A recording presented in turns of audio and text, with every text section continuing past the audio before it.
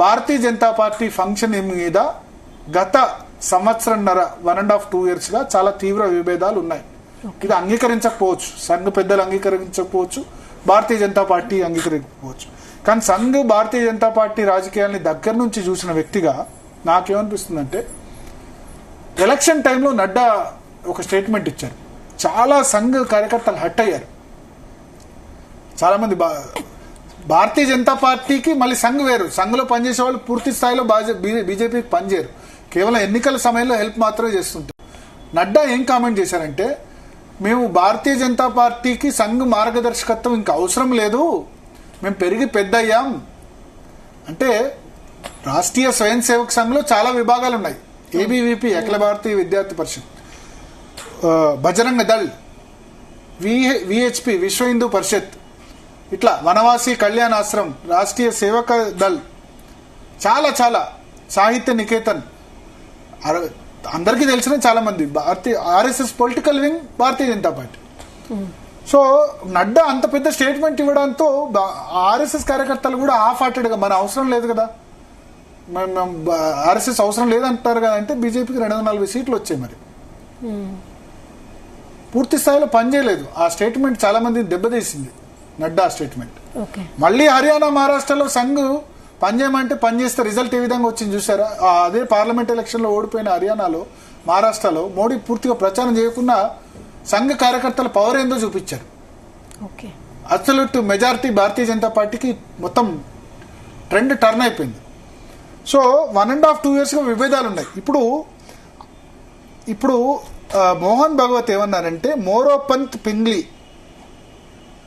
ఈయన సంఘ్ మొదటి తరం నేత, అంటే డాక్టర్ హెగ్డేవార్కు గురూజీకి, డాక్టర్ హెగ్డేవార్ ఆర్ఎస్ఎస్ మొదటి అధినేత, రెండవ అధినేత గురూజీకి వాళ్ళందరికీ కూడా వాళ్ళందరి మెంటార్షిప్ లో ఈయన ఉన్న వ్యక్తి. తర్వాత ఫుల్ టైం సంఘ్ ప్రచారక్గా ఉన్నారు ఆయన, వాళ్ళ మార్గదర్శకత్వంలో ఉన్న వ్యక్తి. ఆయనకు సంబంధించిన బుక్ రిలీజ్ ఫంక్షన్ లో మాట్లాడుతూ ఆయన ఏం చెప్పారంటే, మోరోపంత్ పింగ్లీ ఒకప్పుడు అన్నారట, ఏంటంటే మీకు ఒక షాల్ కప్పి 75 సంవత్సరాల తర్వాత షాల్ కప్పారంటే మీరు అర్థం చేసుకోవాలి, అదేంటంటే it means that you should stop now, you are old, step aside and let others come in. ఇది మోహన్ భగవత్ అన్నారు. అంటే మీరు 70 సంవత్సరాల తర్వాత మీకు ఒక షాల్ కప్పి, మన రిటైర్మెంట్ ఫంక్షన్ రోజు షాల్ కప్తారు కదా, 60 సంవత్సరాలు అయ్యి గవర్నమెంట్ రిటైర్మెంట్ అయిన రోజు ఏం చేస్తారు, షాల్ కప్తారు. షాల్వా కప్పి ఇంకా చాలు మీ సర్వీసెస్ అని ఇండైరెక్ట్ గా లెక్క. సో ఈ మోరోపంత్ పింగ్లీ ఫంక్షన్ లో సేమ్ ఇదే మాట మాట్లాడారు. 70 సంవత్సరాలు నిండిన తర్వాత మీరు you should stop now and make way for others అని ఆ సందర్భంలో ఈయన మాట్లాడుతూ అన్నారు. సో ఇప్పుడు 70 సంవత్సరాలు ఎవరికి నిండుతున్నాయి? నరేంద్ర మోడీకి 70 సంవత్సరాలు 2025 సెప్టెంబర్ 17 హైదరాబాద్ సంస్థాన విమోచన దినోత్సవం రోజే నరేంద్ర మోడీ పుట్టిన రోజు. భారతదేశంలో హైదరాబాద్ సంస్థానం కలిసిన రోజే నరేంద్ర మోడీ పుట్టినరోజు. కాకపోతే 2 years తర్వాత పుట్టారు, 1948 లో జరుగుతాయి. సో ఇప్పుడు ప్రధాని పదవి నుంచి ఆయన తప్పుకుంటారా అని ఇండైరెక్ట్ గా చెప్పినట్టయింది. ఇది ఆల్రెడీ కాంగ్రెస్, శివసేన ఇవన్నీ సెటైర్లు స్టార్ట్ చేసాయి. ఇంకొద్ది మంది ఏమన్నారంటే, మరి సర్సంఘ్ చాలక్ మోహన్ భగవత్ కూడా 70 సంవత్సరాలు నిండుతాయి కదా, ఇంకొక 6 days బిఫోర్ పుట్టారు మోహన్ భగవత్ మోడీ కంటే, 1950 సెప్టెంబర్ 11. మరి ఆయన కూడా తప్పుకుంటారా అన్నారు. కానీ గతంలో సర్సంఘ్, మరి సంఘులో ఆ సాంప్రదాయం లేదు 70 సంవత్సరాలు రిటైర్ కావాలన్నది. ఇప్పుడు రజు భయ్య దాదాపు నాకు తెలిసి రజు భయ్య అని సర్సంఘ్ చాలక్ 89 సంవత్సరాల వయసులో కూడా బహుశా ఉన్నట్టున్నారు.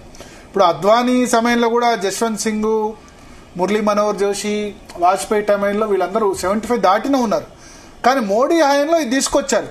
ఇప్పుడు తను తీసుకొచ్చిన నిబంధన తాను పాటిస్తారా అన్న క్వశ్చన్ను ఇప్పుడు మోహన్ భగవత్ పదే రేజ్ చేయడం ద్వారా everything is not well, Narendra Modi Sangh మధ్య గ్యాప్ ఉన్నట్టుగా మనకు అర్థమవుతుంది. మరి ఆయన తప్పుకుంటారా సెప్టెంబర్ 17న. తర్వాత అమిత్ షా మాత్రం క్లారిటీ ఇచ్చారు మే 2023లోనే. మోడీజీకి నేతృత్వంలోనే ప్రభుత్వం ఏర్పడ్డది, 2029 వరకు మోడీనే కంటిన్యూ అవుతారు, మధ్యలో ఎవరు కారు అని అమిత్ షా చెప్పారు. సో సంఘ్ మోహన్ భగవత్ అభిప్రాయం మాత్రం 70 సంవత్సరాల తర్వాత రిటైర్మెంట్ కావాలని ఉన్నట్టుగా ఉంది. ఇప్పుడు పార్టీ అధ్యక్షుడికి సంబంధించి ఎలక్షన్ అయిపోయింది. ఎలక్షన్ అయిపోయి 1 year 2 months అయిన తర్వాత కూడా ఇప్పటికీ జేపీ నడ్డానే పార్టీ అధ్యక్షుడిగా కంటిన్యూ అవుతున్నారు. ఎందుకు పార్టీ అధ్యక్షుడి విషయంలో చాలా ఆలస్యం జరుగుతుందంటే దానికి ప్రధాన కారణం ఇదే.